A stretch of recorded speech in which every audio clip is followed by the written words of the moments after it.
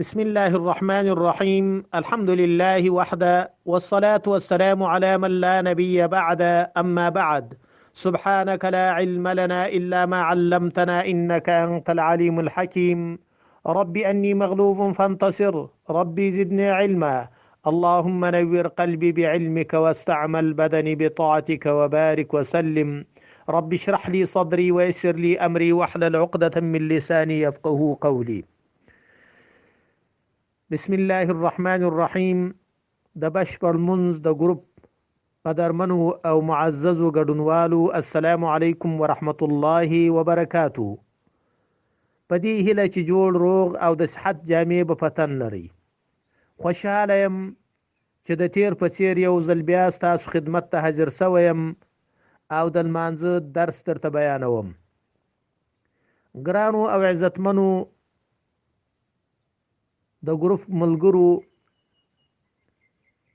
لکه څنګه چې مو د لمانځه درسونه د اوداسه څخه را شروع کړه، اودس په مکمله توګه په تفصیلوار ډول باندې پای ته ورسېدی. همدارنګه د غسل لړۍ مو شروع کړه.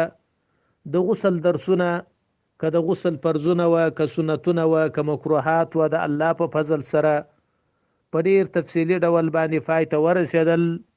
نو وس د لمانځه په درسونو باندې شروع کوو، یعنی د لمانځه په بیان باندې.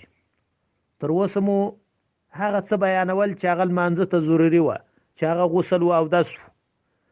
اوس په لمانځه باندې شروع کوو، د لمانځه درسونه بیانوو. وبالله التوفیق. ګرانو او زړه تراتیرو ملګرو، غواړم چې د لمانځه په شرطونو باندې شروع وکم. خو یوه خبره د یادونې وړ ده، هغه دا ده چې موږ او تاسو کله د لمانځه شرطونه وایو، کله د لمانځه رکنونه وایو یا ارکان ورته وایو. دا په حقیقت کې فرق نه لري. که د لمانځه د 7 شرطو څخه یو شرط پر ځای نسی، لمونځ صحت نه لري.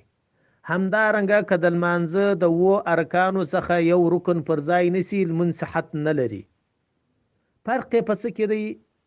کوم کارونه چې د لمانځه څخه د باندې کیږي او د هغو د کولو پرته لمونځ صحت نه لري، هغه ته شرطونه ویل کیږي. کوم کارونه چې په لمانځه کې دننه کیږي، د لمانځه اجزا دي، نو هغه ته د لمانځه ارکان ویل کیږي. دا فرق شو. د مثال په ډول اودس کول، دا د لمانځه د شرطونو څخه دی، تر لمانځه د باندې دی.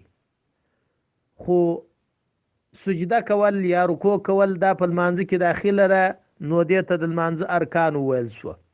هر کله چې مو دغه فرق وپېژندئ، نو اوس بیا وایو چې د لمانځه شرطونه هم ودي او د لمانځه ارکان یا رکنونه دا هم ودي.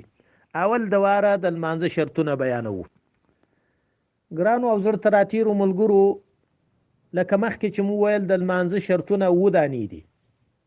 اول غواړم چې د لمانځه د دغو 7 شرطونو نوملړ تاسو ته په اجمالی ډول بیان کم، بیا به ان شاء الله تعالی تفصیلی بیان کوو. اجمالی بیان په دا رقم دی. د لمانځه 7 شرطونه دي. اول د بدن پاکوالی، دوم د کالو د جامو پاکوالی، دریم د لمانځه د ځای پاکوالی، څلورم د عورت پټول، پنځم د لمانځه وخت داخلېدل، شپږم قبلې ته مخامخ کېدل، اووم د لمانځه نیت کول. دا 7 دانې شرطونه د لمانځه وه په اجمالي ډول باندې. اوس راځو تفصیلي بیان ته. د لمانځه په 7 شرطونو کې اول شرط بدن پاکوالی و. د لمونځ کوونکي بدن به د نجاست حقیقي او حکمي دواړو څخه پاک. نجاست حقیقي، لاس مردار دی، پښه مرداره ده، بدن مردار دی، په وینو لړلی دی، په بل نور نجاساتو لړلی دی، نو د دې څخه به د لمونځ کوونکي بدن پاک. حکمي پاکوالی چې شي دی، حکمي پاکوالی دا دی چې بیا اودسیا به نه وي. حکمي پاکوالی دا دی چې جنابت به نه وي. د جنابت په حالت کې لمونځ صحت نه لري. د بیا اودسیا په حالت کې لمونځ صحت نه لري، نو اول شرط المانځه د بدن پاکوالی سو د هر قسمه نجاساتو څخه. هغه که په سترګو معلومیږي که نه معلومیږي، هغه که حقیقتا نجاست دی او که حکمن نجاست دی. اوس راځو دوم د لمانځه د شرط تفصیلی بیان ته. دوم شرط لمانځه چې دی د لمونځ کوونکي کالي به پاکي. نجاست په دوه رقمه باندې دی. یو هغه نجاست دی چې په سترګو لیدل کیږي، جسم او صورت لري، د هغه څخه بم د لمونځ کوونکي کالي پاکي. بل هغه نجاست دی چې په سترګو نه لیدل کیږي، جسم او صورت ورسته نه لري چې وچ سوه. ادب د ډیری د مثال په ډول باندې خوشایي چې دی دا داسې یو نجاست دی چې کالي باندې ولړل سي، چې لانده و هم معلومیږي، چې وچ سوه هم معلومیږي، جسم و صورت لري، نو دا یو قسم نجاست سو، د دې څخه به د لمونځ کوونکي کالي پاکي. دوم قسم نجاست هغه نجاست دی چې غیر مرئی دی، په سترګو باندې نه لیدل کیږي. د مثال په ډول بول دی، کالي په بول سوه، نو چا ځای لوندې خو معلومیږي، چې وچ سو بیا نه معلومیږي، نو د لمونځ کوونکي کالي به پاکي د هر قسمه نجاست څخه، هغه که په سترګو لیدل کیږي او که نه لیدل کیږي. دا دوم شرط د لمانځه د شرطونو څخه وو. راځو دریم شرط لمانځه ته. دریم شرط لمانځه د ځای پاکوالی دی. لمونځ کوونکی چې په کوم ځای باندې درېږي هغه ځای به پاکي، چې موږ او تاسو د لمانځه مسله ورته وایو. د لمانځه په مسله باندې چې درېږي دا به پاکي. خو یو اهمه مسله درته بیانوم، هغه دا ده لمونځ کوونکی په پټو باندې ودرېدی. وس آیا د ټول پټو پاکوالی ضروري دی او که د یو څه حصې د پټو پاکوالی ضروري دی؟ نو د ټول پټو پاکوالی ضروري نه دی، بلکې ښه خو دی. ضروري او لازمي د پټو د هغه حصې پاکوالی دی چې په لمانځه کې د لمونځ کوونکي اعضا باندې راځي. د مثال په ډول زموږ او تاسو پټوان غټ دي، تر نیمایي پورې په دې باندې موږ او تاسو لمونځ کولای سو، دا نیمایي اضافه وي. یو لمونځ کوونکي پټو اوار کوي، د پټو یو سر مردار دی، خدای په دې بل سر باندې ولاړ دی. دا په کوم سر چې دی ولاړ دی، نه د تر پښو لاندې د پټو کومه حصه مرداره ده، او چې سجدې ته ولاړ شي د سجدې په حالت کې د تر زنګنو تندي لاندې دا حصه د پټو چې دا مرداره نه ده، نو د دې سړي لمونځ صحیح دی ولو که مکروه دی، خو لمونځ صحت لري، ځکه د د لمانځه ځای چې دی پاک دی، ولو که یې خواته ځای مردار دی. خو کالي بیا داسې نه دي، یو چا پټو اغوستی په ځان یې راتاو کړی، هغه چې هر سر مردار و د لمونځ نه پکش کیږي. یو چا کالي اغوستی دي چې د کالو هر حصه مرداره و، لمونځ نه باندې کیږي. البته د لمانځه د ځای بیا حکم جلا دی، لکه درته بیان چې مې کوي. اوس راځو بل شرط لمانځه ته چې هغه د عورت پټېدل دي. څلورم شرط لمانځه چې دی د عورت پټېدل دي. خو عورت کمې حصې د بدن ته ویل کیږي، او د نارینه عورت تر کومه اندازې پورې دی، کومه حصه د بدن د ادب دی، د ښځې عورت کومه حصه د بدن ده. د نارینه عورت چې دی د زنګنو څخه ونیسه بیا تر نامو پورې، دا حصه به په لمانځه کې پټوي. د مثال په ډول یو نارینه یو نیکر اغوستی دی، د نامو څخه شروع زنګنونه هم پکښې پټ دي، البته پنډۍ یې لوڅې دي، نور خېټه، شا، سر، هر څه لوڅ دي. د دغه لمونځ کوونکي نارینه لمونځ کوونکي لمونځ صحیح دی، ځکه د بدن چې کومه حصه عورت و هغه پټه ده.